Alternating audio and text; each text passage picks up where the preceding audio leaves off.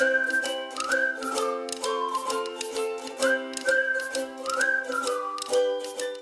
And welcome students.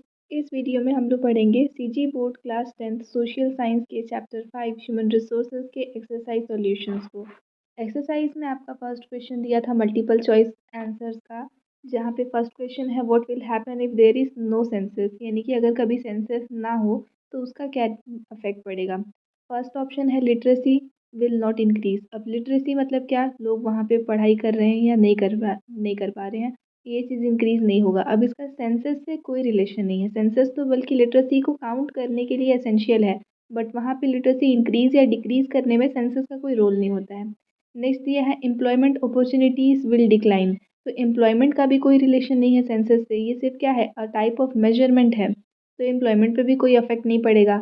Next दिया है there will be no farming, तो इस पर भी कोई अफेक्ट नहीं पड़ेगा, लेकिन अफेक्ट क्या पड़ेगा, तो आपका option D, data about different aspects of the life of people will not be available to us. यानी कि हमारे डेली लाइफ में जो भी सारी चेंजेस आ रहे हैं उनका जो डेटा जो गवर्नमेंट प्रिपेयर करती हैं वो अवेलेबल नहीं हो पाएगा, तो इसलिए आंसर हो जाएगा ऑप्शन डी। सेकेंड क्वेश्चन है the sex ratio in India was 940 in 2011। This means that, यानी कि 2011 में सेक्स रेशियो जो है वो 940 था, तो इसका क्या मतलब होता है। सिंपल आपको दिख रहा है, 940 का क्या मीनिंग हुआ कि अगर आपके पास में टोटल 1000 अगर मेल है तो उसमें 940 फीमेल्स हैं सिर्फ, तो इस हिसाब से देखा जाए तो जो सेक्स रेशियो है वो लो है।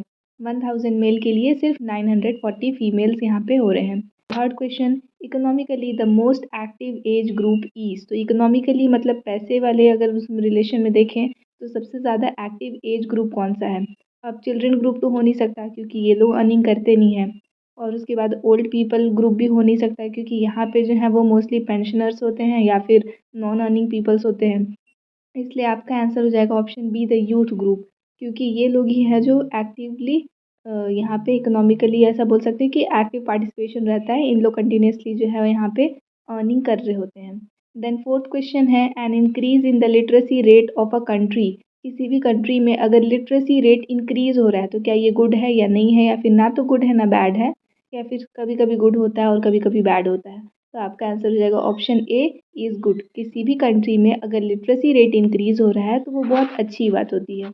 देन आपका फिफ्थ क्वेश्चन दिया है as compared to an Indian average Indian the use of energy resources by an American east. तो कोई एवरेज इंडियन और अमेरिकन को अगर हम लोग कंपेयर करें तो एनर्जी रिसोर्स का यूज़ इन दोनों में कैसा है, इक्वल है, लेस है, ट्वाइस है, या 300 टाइम्स एज मच। तो यहाँ पे आपका आंसर हो जाएगा option C, twice as much, क्योंकि एक एवरेज इंडियन जितना भी यहाँ पे एनर्जी रिसोर्सेज यूज़ करता है ना उसका जस्ट डबल जो है वो अमेरिकन यूज़ करते हैं, इसलिए आंसर होगा option C, twice as much. Then next आता है आप आंसर द फॉलोइंग क्वेश्चंस, जहाँ पे फर्स्ट क्वेश्चन है what all data do we obtain from the census. Census से आपको कौन से डेटास मिलते हैं, तो सेंसस से हमको फॉलोइंग इन्फॉर्मेशन जो है वो मिल रहे हैं। We obtain information such as total population, मतलब किसी भी कंट्री का टोटल पॉपुलेशन कितना है ये पता चलेगा, सेक्स रेशियो क्या है वो पता चलेगा, literacy rate, age distribution, occupation type और माइग्रेशन पैटर्न क्या है, ये सारी चीज़ें हम लोग को सेंसस से ऑब्टेन होती हैं। नेक्स्ट हम लोग आते हैं सेकंड क्वेश्चन पे, यहाँ पे पूछा है how are the census data useful for us. हमारे लिए सेंसस डेटा कैसे यूजफुल होता है। अब इसका आंसर आप लिखोगे, census data help in planning and development by providing information on demographics, education, health, employment, and other key aspects of society which are essential for forming policies। यानी कि census क्या करता है, किसी भी कंट्री के डेवलपमेंट में हेल्प करता है कि हम लोग उसके डेवलपमेंट के लिए कैसे प्लान्स बना सकते हैं, क्योंकि सेंसस के थ्रू हम लोग को इन्फॉर्मेशन मिलता है कि किसी भी कंट्री का एजुकेशन सिस्टम कैसा है, या फिर कितने लोग वहाँ पे लिटरेट है या इलिटरेट है, हेल्थ केयर फैसिलिटीज़ कैसी अवेलेबल है, एम्प्लॉयमेंट कैसा है, मतलब कितने लोग के पास में वहाँ पे एम्प्लॉयमेंट है और कौन अनएम्प्लॉयड है, डेमोग्राफिक्स जो है दूसरे पैटर्न्स के वो देखने के लिए मिलते हैं, एंड उसके अलावा अदर जो भी फैक्टर्स हैं सोसाइटी के वो सब जो है सेंसस के थ्रू कंपेयर हो पाता है, एंड उन डेटा के हेल्प से जो भी सारे पॉलिसीज़ गवर्नमेंट बनाना चाहती हैं वो ईजिली वहाँ पे फॉर्म कर सकती हैं, इसलिए यहाँ पे सेंसस डेटा जो है वो यूज़फुल होता है। देन थर्ड क्वेश्चन है what will happen if a country if it's sex ratio is low. अगर किसी भी कंट्री का सेक्स रेशियो अगर लो है तो उसका क्या इफेक्ट पड़ेगा। तो लो सेक्स रेशियो जो है वो इंडिकेट करता है जेंडर इम्बैलेंस को, जिसके वजह से सोशल प्रॉब्लम्स देखने के लिए मिल सकते हैं, जैसे कि रिड्यूस्ड मैरिज प्रॉस्पेक्ट्स दिखेंगे फॉर मेन और increased exploitation of women. Then fourth question है, the sex ratio in India was 940 in 2011 but it was 914 in 0 to 6 years age group. What may be the reason for this. यानी कि देखो यहाँ पे average अगर किसी का एज ग्रुप ले तो वहाँ पे 940 है, लेकिन अगर 0 से 6 ईयर तक के अगर गर्ल चाइल्ड का हम लोग बात करें तब वहाँ पे 914 है। तब आपको बताना है कि इसका क्या रीज़न हो सकता है। अब इसके पीछे का रीज़न होता है फीमेल फीटिसाइड। फीटिसाइड का मतलब होता है कि बर्थ से पहले ही उनको किल कर देना, ठीक है, फीटस में ही उनको किल कर देना। और वहीं पे एक होता है फीमेल इन्फेंटिसाइड, यानी कि बर्थ के बाद उनका किल कर देना। तो यहाँ पे फीमेल फीटिसाइड की बात हो रही है। फीमेल इन्फेंटिसाइड भी हम लोग इसमें मेंशन कर सकते हैं क्योंकि 0 से 6 ईयर्स तक का दिया है। नेक्स्ट है जेंडर डिस्क्रिमिनेशन, मतलब कि मेल चाइल्ड को ज़्यादा प्रेफरेंस दिया जाता है। एंड उसके बाद societal preference for male child, वही है जेंडर डिस्क्रिमिनेशन ही। और उसके बाद में इसके वजह से lower number of girl child जो है वो बॉर्न होते हैं और कम ही लोग सर्वाइव कर पाते हैं। अब ये तो शॉर्ट फॉर्म में इसका आंसर हो सकता है। अगर इसी आंसर को डिटेल में लिखना होगा तो आप इसको पॉइंट वाइज लिख सकते हैं। इन्हीं सारे पॉइंट्स को जो हम लोग यहाँ पे मेंशन किए, इन्हीं पॉइंट्स को आप डिटेल में लिख सकते हो। लाइक फर्स्ट पॉइंट में फीमेल फीटिसाइड ही है, तो preference for male children leads to selective abortions. Then discrimination, मतलब गर्ल को लेस केयर दिया जाता है एंड न्यूट्रिशन भी कम दिया जाता है, जिसके वजह से भी उनका डेथ हो जाता है। नेक्स्ट है कल्चरल बायस, यानी कि कल्चरल प्रेफरेंस जो है वो यहाँ पे वो बॉयज़ को ज़्यादा मिलता है और उनके फेवर में रहता है। इकोनॉमिक और सोशल रीजंस भी उसके होते हैं। और फिर लैक ऑफ एजुकेशन, क्योंकि जेंडर इक्वालिटी है ही नहीं, इसकी वजह से लो अवेयरनेस की वजह से यहाँ पे जेंडर इक्वालिटी आपको नहीं दिख रहा है। और नेक्स्ट ये है पुअर हेल्थ केयर, यानी कि लिमिटेड मेडिकल फैसिलिटीज़ जो हैं वो अवेलेबल हैं गर्ल्स के लिए, स्पेशली रूरल एरियाज़ में। देन फिफ्थ क्वेश्चन है, the literacy rate of women in India is lower than that of men, what are the reasons for this. तो इंडिया में जब आप लिटरेसी रेट देखोगे सेंसस के डेटा के अकॉर्डिंग, तो जो विमेन है वो लेस यहाँ पे एजुकेटेड हैं या फिर लेस लिटरेट हैं एज़ कम्पेयर टू मेन।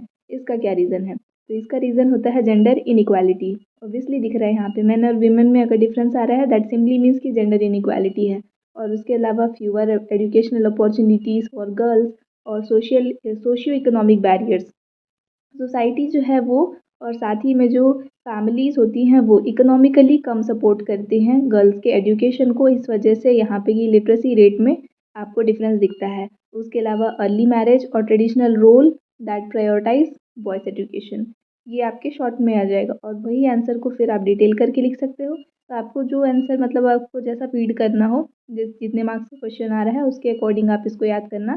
तो reason for lower literacy rate for women in India include, first दिया है जेंडर इनइक्वालिटी जो यहाँ पे देखे थे, वैसे ही early marriage, traditional roles, economic barriers और लैक ऑफ एक्सेस। तो वही सारी चीज़ों का आपको यहाँ पे भी लिखना है, बस थोड़े से डिटेल फॉर्म में।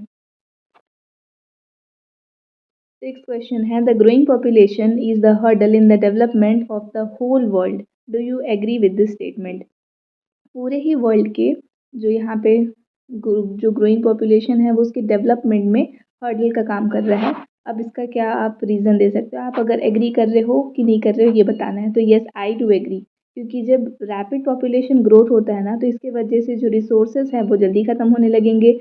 और अगर रिसोर्सेज कम हो जाएंगे तो क्वालिटी जो है लाइफ का वो रिड्यूस हो जाएगा और साथ ही में इकोनॉमिक डेवलपमेंट जो है वो भी स्लो डाउन हो जाएगा, जिसकी वजह से जॉब्स, एजुकेशन और हेल्थ केयर फैसिलिटीज़ जो हैं उनका डिमांड जो है वो कंटिन्यूसली इंक्रीज होते जाएगा। नेक्स्ट दिया है seventh question, in 2011 the number of main in Raipur city was 5,18,611 and the number of women was 4,91,822.